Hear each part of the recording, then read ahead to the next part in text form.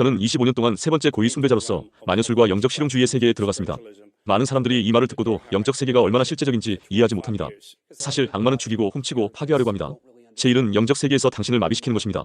왜냐하면 모든 것은 영적 세계에서 시작되기 때문입니다.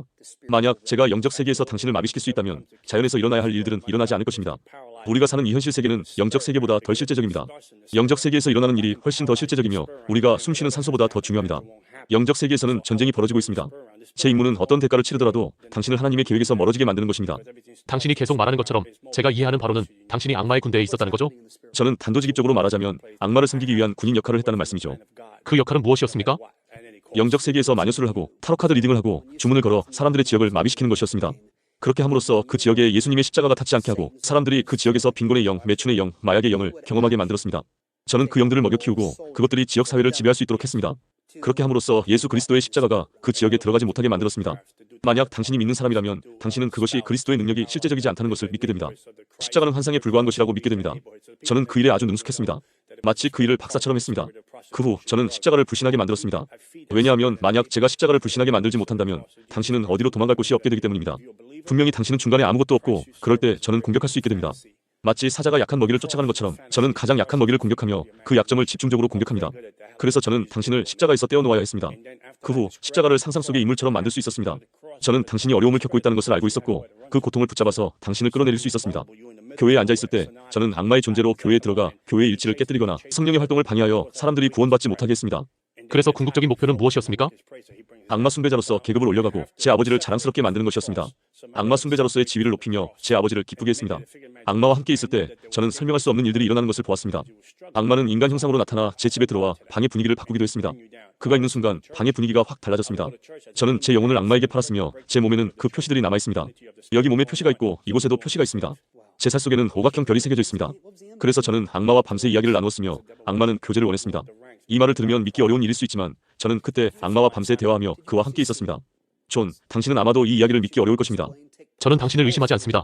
그러나 지금 이 이야기를 보고 있는 사람들은 이건 영화에서나 있는 이야기지 실제로 이런 일이 일어나지 않아라고 생각할 것입니다. 그럼 어떻게 반응해야 할까요? 저는 악마를 정말로 보았다고 확신합니다. 악마는 실제로 존재합니다. 악마가 없으면 천국도 존재할 수 없지 않겠습니까? 천국에는 천사들이 있고 이 땅에는 악마가 있습니다. 성경에서 악마는 하나님을 거스르는 자라고 명확히 말씀하고 있습니다. 악마는 하나님을 거스르는 존재로 악과 싸워야 할 존재입니다. 영적 세계에서 일어나는 일들은 실제로 존재하는 것입니다.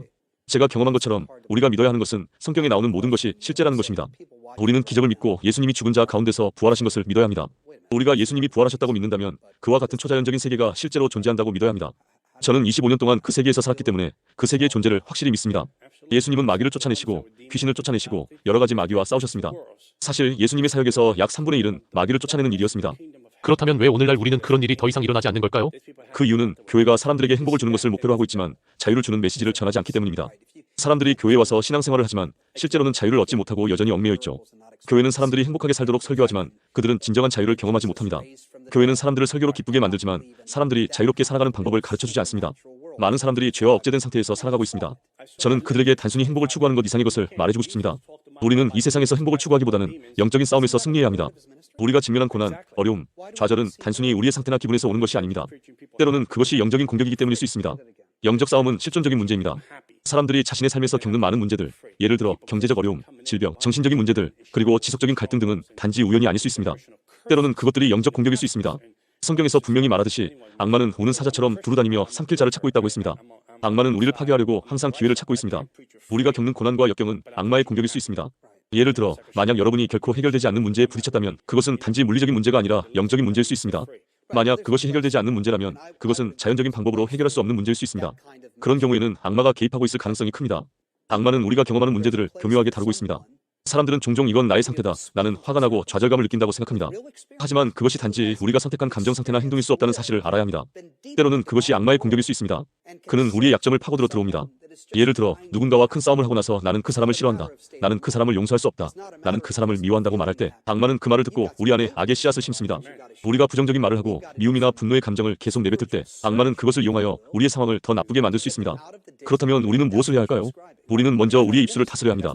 말은 매우 강력합니다. 우리가 말하는 대로 우리의 삶이 이루어집니다. 우리가 부정적인 말을 할 때 그것은 우리가 악마에게 기회를 주는 것입니다. 우리의 말로 인해 악마가 우리에게 영향을 미칠 수 있게 됩니다. 우리가 억제된 감정을 계속 말로 표현하면 그것이 악마가 우리를 더 강하게 묶는 도구가 될 수 있습니다. 우리는 삶에서 일어나는 많은 문제들을 자연적인 방법으로 해결하려고 합니다. 그러나 어떤 문제들은 영적인 문제일 수 있습니다. 예를 들어 만약 누군가가 계속해서 중독에 빠지거나 성격의 문제를 겪고 있다면 그 문제는 단순한 성격의 문제나 심리적인 문제일 수 없습니다. 그것은 영적인 문제일 수 있으며 그 문제를 해결하기 위해서는 기도와 영적 싸움이 필요합니다. 결국 우리는 자연적인 방법과 영적 방법을 구분해야 합니다. 우리가 직면한 문제 중 일부는 기도와 하나님의 능력으로 해결될 수 있습니다. 그러나 이 세상에서의 싸움은 단지 물리적인 것이 아니라 영적인 것입니다. 우리가 악마의 공격을 막기 위해서는 예수님 안에서의 승리를 믿고 영적 무기를 사용하여 싸워야 합니다. 우리의 삶에서 일어나는 어려움이 단지 우리가 선택한 것들이나 우리의 약점에서 나온 것이 아니라 악마의 공격일 수 있음을 기억해야 합니다. 악마는 항상 우리를 공격하려고 합니다. 그가 사용하는 방법은 우리의 약점을 겨냥하는 것이고 그 약점을 통해 우리의 삶을 더 어렵게 만듭니다. 그렇지만 우리는 예수님 안에서 그 모든 공격을 이겨낼 수 있습니다. 우리가 하나님의 계획을 따라가면 그 어떤 공격도 우리를 이길 수 없음을 믿어야 합니다. 이제 우리는 하나님께 의지하며 그분의 능력을 믿고 영적 싸움에서 승리해야 합니다.